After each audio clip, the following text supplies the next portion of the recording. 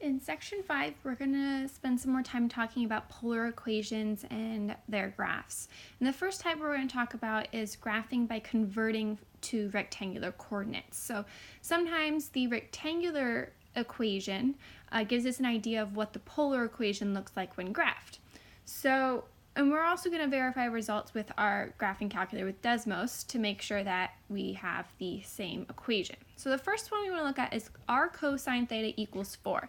So you remember from last section, when converting polar equations, we use the equations r cosine theta equals x and r sine theta equals y.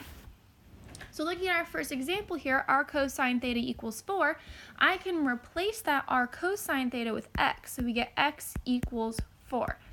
Now when graphed in rectangular system, x equals 4 is a vertical line going through the x-axis. So when I graph r cosine theta equals 4, it should follow the same rule. So we're going to draw a vertical line going through our r value of 4. And I have included the picture of the graph from Desmos, and if we look, the line is exactly the same. It's a vertical line going through an r value of 4. Next, we want to look at the equation r sine theta equals -3. Well, r sine theta, when converted to rectangular form, equals y. So I can replace that with y, so we get y equals -3.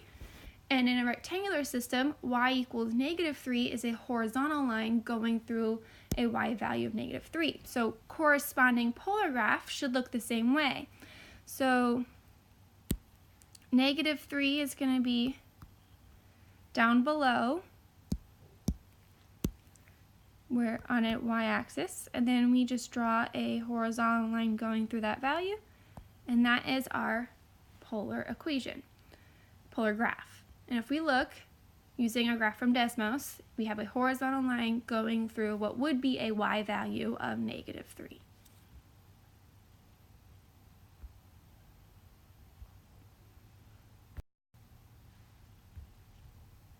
Okay. The next example is r equals -4 cosine theta. So I can't just replace our cosine theta like we did in the first example. So what I'm going to do is I'm going to replace the cosine theta with x over r, because if I solve the equation r cosine theta equals x for cosine theta, you end up with x over r. So we end up with r equals -4x over r. Multiply both sides by r.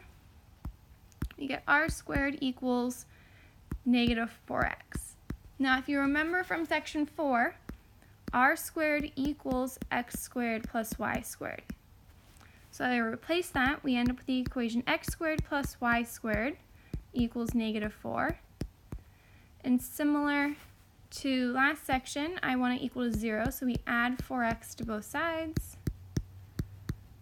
And we're going to get x squared plus 4x plus y squared equals 0. Now and as we remember from section 4, this is the equation of a circle, but leaving it in this form doesn't help us in identifying what a circle is going to look like, so identifying its center and its radius. So what we're going to do is we're going to complete the square with our quadratics to get our standard form of our circle. So when I complete the square, I want to find the perfect square that when I factor x squared plus 4x plus that number, I get the same thing at both sides of the parentheses. So to find that value, I'm going to do b divided by 2, so 4 divided by 2, and square it. So 4 divided by 2 is 2, 2 squared is 4. So I'm going to add 4 to both sides. We get x squared plus 4x plus 4 plus y squared equals 4. Now I have to add this value to both sides, that way I'm not actually changing the equation of my circle. And then I factor x squared plus 4x plus 4 as x plus 2 times x plus 2 plus y squared equals 4, which becomes x plus 2 squared plus y squared equals 4. Now when you're looking at the equation of a circle, identifying its center and radius, the center are the values that are being added and subtracted from x. So in this case, the x plus 2 would be a negative 2 for the x value, and y squared would just be 0. So we have a center at negative 2, 0. And then the 4 here is actually our radius squared. So the radius of our circle is the square root of 4, which is 2. So that means our polar equation, r equals negative 4 cosine theta, has to follow the same rules. It has to have a center at negative 2, 0 and a radius of 2. So we label our center at negative 2, 0, and then we have a radius of 2, so that'll give us an equation of our circle. And that is going to be our circle. So if we look down here, my circle's a little off, but this is the circle you get when graphed in Desmos. It has a center here at negative 2, 0, and then our radius of 2.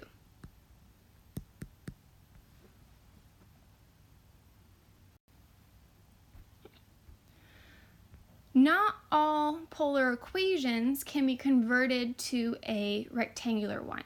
So the way we graph those polar equations is by picking values for one of our variables and solve for the second. That way we create a table of values. So that's what we're going to do with these last few examples. And each of these examples is a special type of polar equation. So they're very hard to graph in a rectangular system, which is why we use a table of values. So the first one, when graphed, you get a shape that's called a cardioid. And you'll see what that looks like once we create our table of values. So when it comes to picking a table of values, I always like to pick values for theta that when I evaluate my trig function, I end up with whole number answers. So no radical 2 over 2 and no radical 3 over 2. So it's always a good idea to start with the value of 0. So I'm going to start by plugging in 0 for theta, and it's always easier to plug in the value for theta instead of plugging in a value for r. So when we do that, we end up with 1 minus cosine of 0, and cosine of 0 is 1, so we end up with 1 minus 1, which is 0. So r is now 0. Next, I'm going to choose the value pi over 3, because we end up with 1 minus cosine of pi over 3, and cosine of pi over 3 is 1/2. So we get 1 minus 1/2, which is 1/2. So in our table over here, we're going to put 1/2. Next, I'm going to pick the value pi over 2. So 1 minus cosine of pi over 2, and cosine of pi over 2 is 0, so we just get the value of 1. Next, I'm going to use the value of pi. So 1 minus cosine of pi. Cosine of pi is negative 1. So we end up with 1 minus negative 1, which becomes addition, and we get 2. And then the last value I'm going to pick is 3 pi over 2. So we get 1 minus cosine of 3 pi over 2. And cosine of 3 pi over 2 is 0, so we end up with just 1 again. So now I want to go ahead and plot these points so I can get an idea of what my graph is going to look like. So I'm going to start with plotting the point. Remember, we always start with theta, so 0, 0, which is just going to be at an origin here. Next, I want to plot the point pi over 3, 1/2. So remember the labeling. This is pi, first line is pi over 6, then pi over 4, then pi over 3. So I have a theta of pi over 3, and I'm going to go out a distance of 1/2. So it's not going to be quite to that first circle. Next, I want to plot the point pi over 2, 1. So pi over 2 is going to be up here, and then I want a radius of 1. Next, we want to plot the point pi 2. So pi is over here, and we go out a radius of 2. And then 3 pi over 2 is down here, and we want to go out a radius of 1. Now this doesn't really give us a great idea what the graph looks like, so you can use Desmos to help you get an idea of the shape. And if I plot one more point, it might actually be a little bit easier to see what the graph looks like. But when I do that, this is what the shape I end up with is. And I know I'm not very good at drawing curves, so you'll have to excuse that. So it kind of looks like a sideways heart, if you will. So cardioid, draw off to the side here. That is what it looks like when drawn. Starts at an origin and then it curves out. So it's like a sideways heart.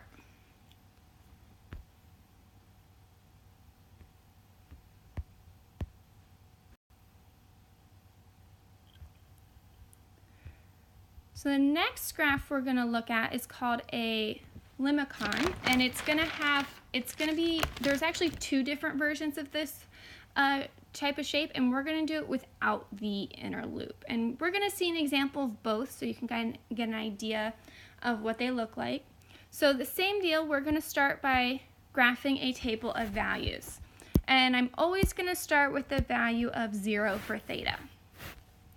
So we're going to end up with 5 plus 2 sine of 0, which is going to become 5 plus 2 times 0, since sine of 0 is 0, which is just going to end up with 5. Next, because we're talking about the trig function sine, I want to pick the value pi over 6 for theta. So 5 plus 2 times sine of pi over 6,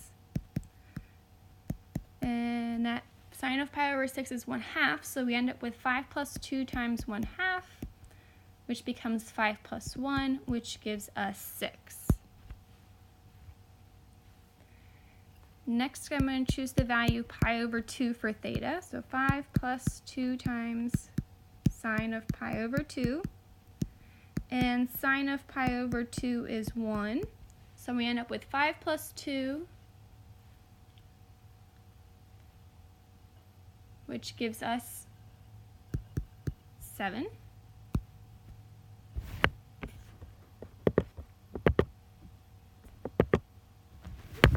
Next, I'm going to do the value 5 pi over 6 for theta. So 5 plus 2 times sine of 5 pi over 6, and sine of 5 pi over 6 is 1/2, so 5 plus 2 times 1/2, which is going to give us 6 again. Next, I'm going to choose the value pi, so 5 plus 2 times sine of pi. Sine of pi is 0, so we get 5 plus 2 times 0, which is going to leave us with 5. Then the last value I'm going to choose is 3 pi over 2. So 5 plus 2 times sine of 3 pi over 2. And sine of 3 pi over 2 is -1. So we get 5 plus 2 times -1, which is going to become 5 minus 2, which is 3. So now that we have our table of values, we want to plot these to get our graph. So I'm going to start with 0, 5, or 5, 0, I should say. So that means I have a point all the way out here on our value of 5.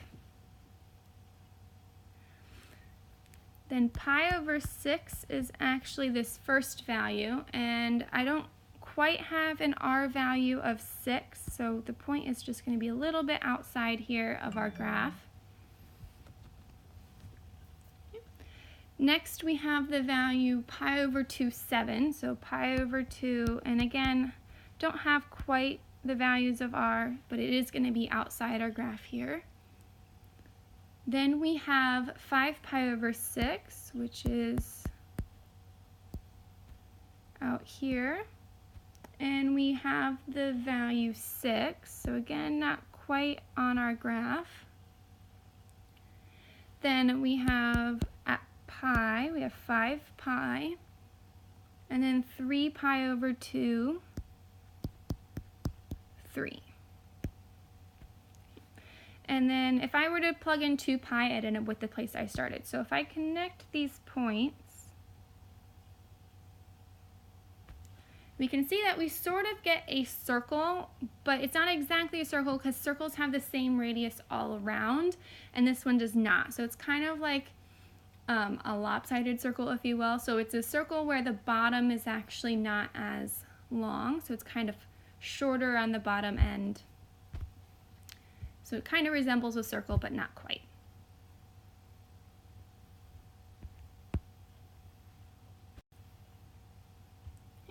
Now is when we're going to take a look at the lemnicon with an inner loop.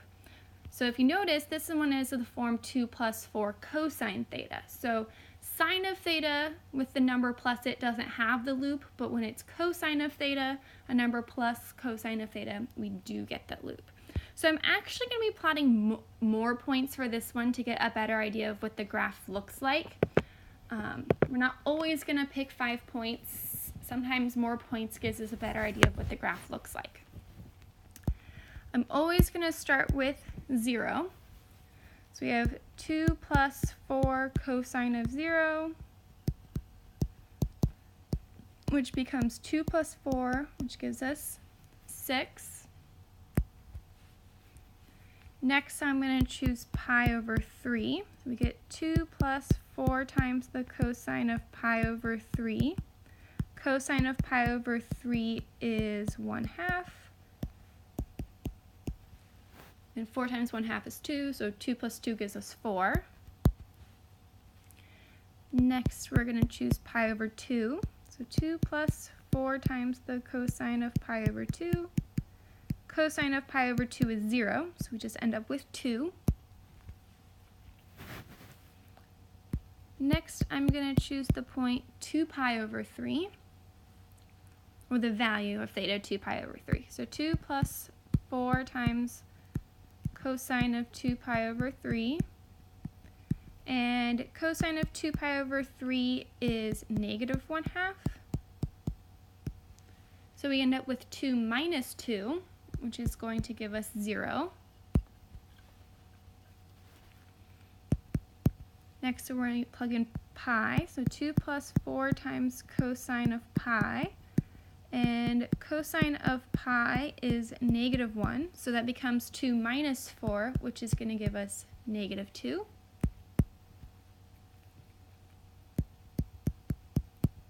Next, I'm going to choose the value 4 pi over 3. So 2 plus 4 times cosine of 4 pi over 3. And cosine of 4 pi over 3 is negative 1/2.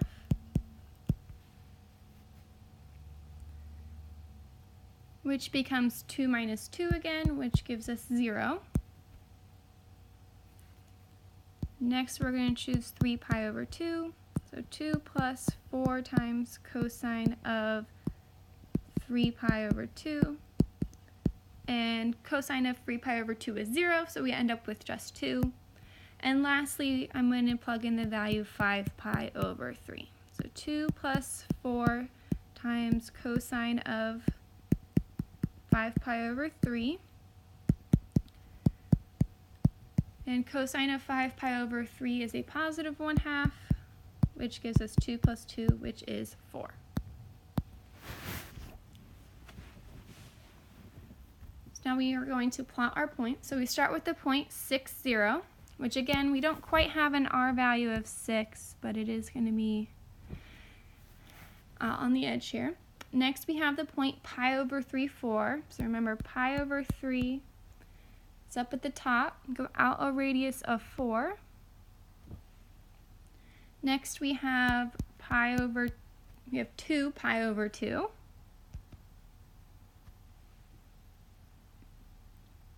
Then we have 2 pi over 3, 0.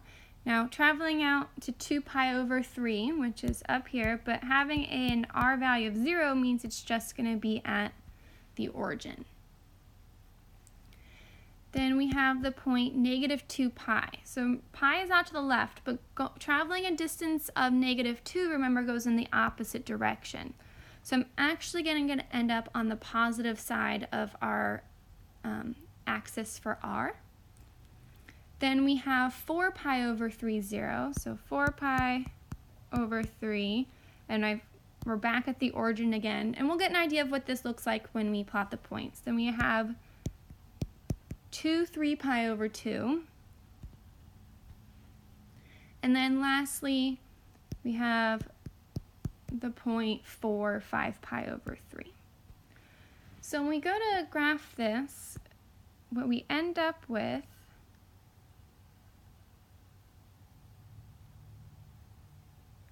is a loop.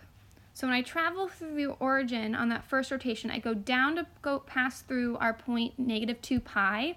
Then we travel back up again to go back through the origin again for that point 0, 4 pi over 3. Then we continue traveling down and we meet back at where we started at, which was at 6, 0.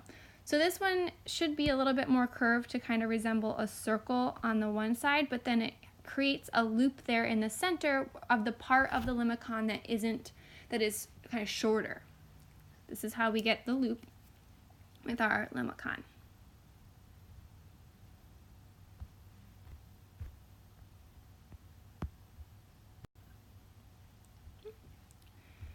So next we're going to look at a rose. Which is actually, I think, one of the coolest graphs you can get with a polar coordinate. Personally, you may find some of these other ones not cool at all, but I enjoy the rose. So we're going to look at the graph r equals 4 sine of 4 theta. So when we're multiplying theta by a value, it becomes a little bit more difficult when you think about the values of theta you want to plug in. You have to take into mind that when I pick my values, I have to multiply it by 4. So it becomes a little bit trickier to make sure you get values of theta that are going to give you whole number answers. So I'm always going to start with 0.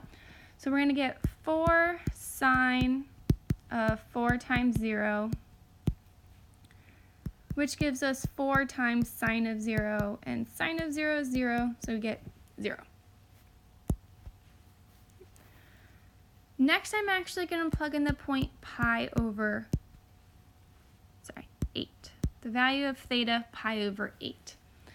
So we end up with 4 sine of 4 times pi over 8, which is going to become 4 times sine of pi over 2.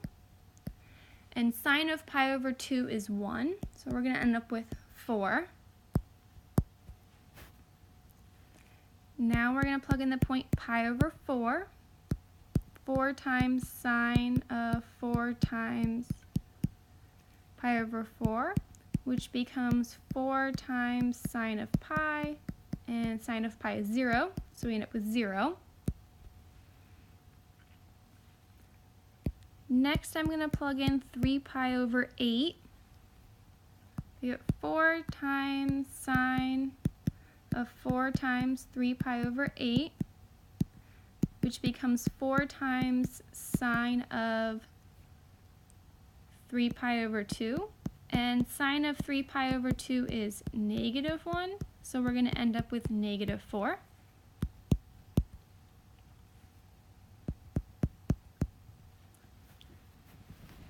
Now we're going to do pi over 2. 4 times sine of 4 times pi over 2, which becomes 4 times sine of 2 pi, and sine of 2 pi is 0, so 0 times 4 is 0. Start get a sense of I'm going to be getting out 0, 4, -4 when I'm choosing my values. Next, 5 pi over 8, so we have 4 times sine of 4 times 5 pi over 8, which becomes 4 times sine of 5 pi over 2. 5 pi over 2 is equivalent to pi over 2, and sine of pi over 2 is 1, so we're going to end up with 4. And the last value I'm going to plug in is pi. So we end up with 4 times sine of 4 times pi, and then 4 times pi, so 4 pi is the equivalent to 2 pi or even 0. And sine of 0 is 0, so we end up with 0. So when we go to plot our points here, we start with 0, 0. Then we have the point 4 pi over 8. So pi over 8 is actually exactly half of pi over 4. So pi over 8 is somewhere around here. And I want to go out a radius of 4.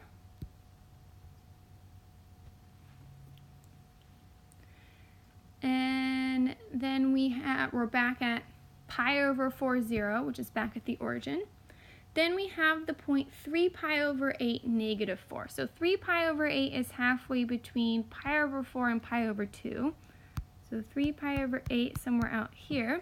But we wanted just a radius of negative 4. So remember, that is going to be in the opposite direction. So actually, it's going to end up down in here for our negative value. Then we're back to 0, 0.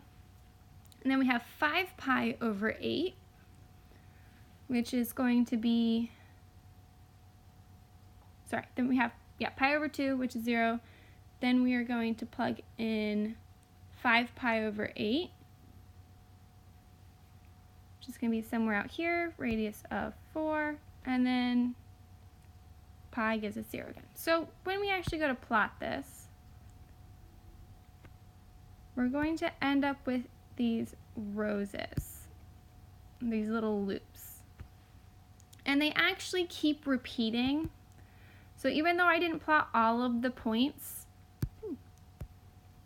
the way the rose gets graphed has to do with the value in front of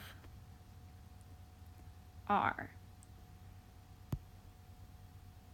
You always double that value to get your graph. And this is definitely a graph that is easier to see when graphed in Desmos. So the number of petals you get comes from the value that you're multiplying by. So we have to get, because we have 2 in each quadrant, sometimes more based on that value. So this one's going to end up with 8 petals. Again, I would definitely graph this in Desmos to get a better idea of what it looks like, because I'm not very good at drawing the petals.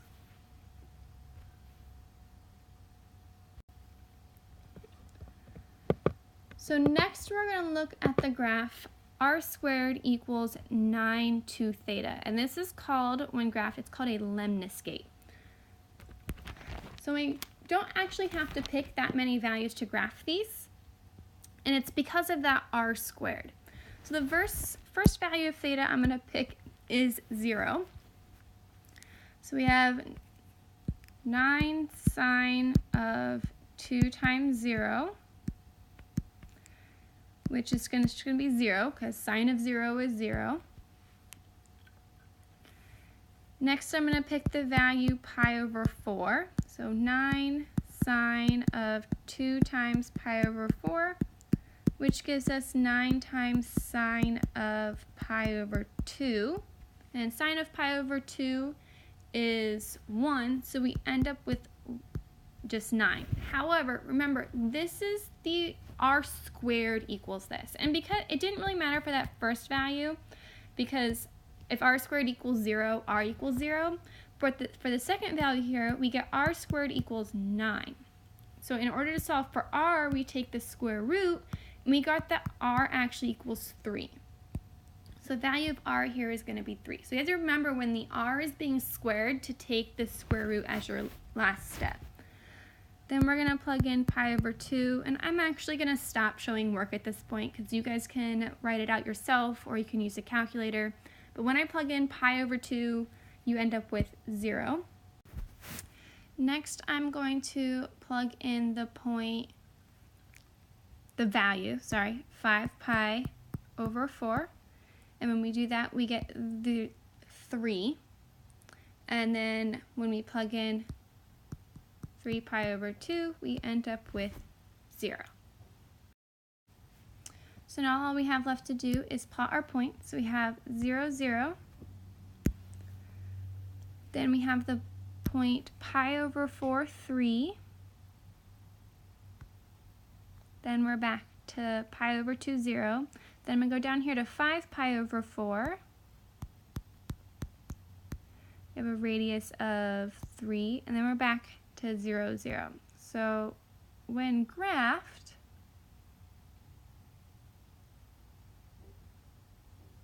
It kind of looks like a sideways infinity, to be honest. So we only go through, really, when you pick certain values, 0 or 3.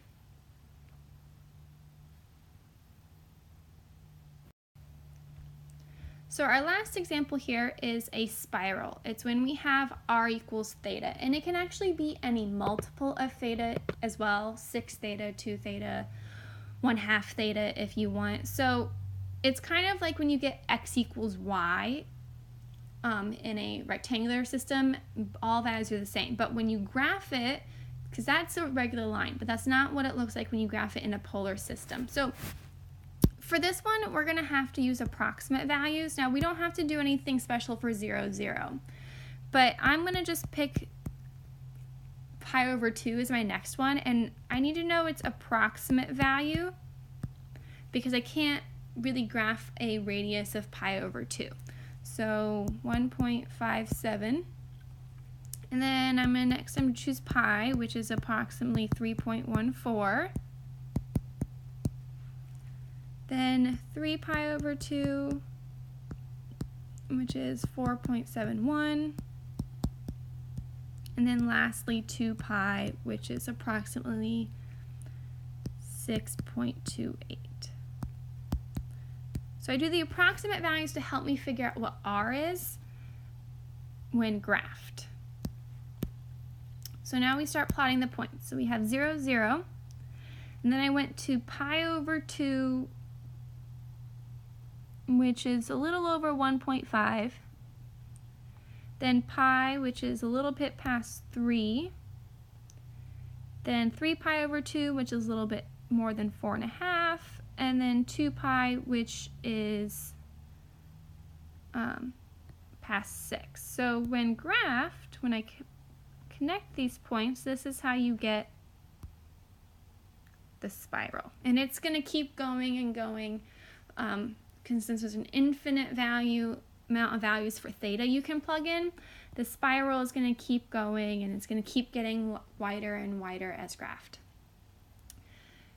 I highly recommend for each of these examples I just did, you also graph it in Desmos so you can get a better idea of what the graphs look like and start picking out patterns so you can start realizing what type of graph will give you each one. So anytime you're doing a number minus, it's going to be our first example, the cardioid, and then the lemnicate without the loop is a number plus sine of theta, and with the loop is a number plus cosine theta. The rows happens when you do sine or cosine of a number being multiplied to theta. So sine of 4 theta, like what we had, or cosine of 2 theta. So multiplying a number by theta. The lemniscate happens when you have r squared equals anything pretty much. It can be sine or cosine. Usually it has a value in front of theta as well, but it doesn't have to. And the last one is the spiral. It's r equal to any value of theta. So r equals theta, r equals 2 theta, 1/2 theta. But you can start getting an idea of what type of graph is found by each type of equation and you can generalize it.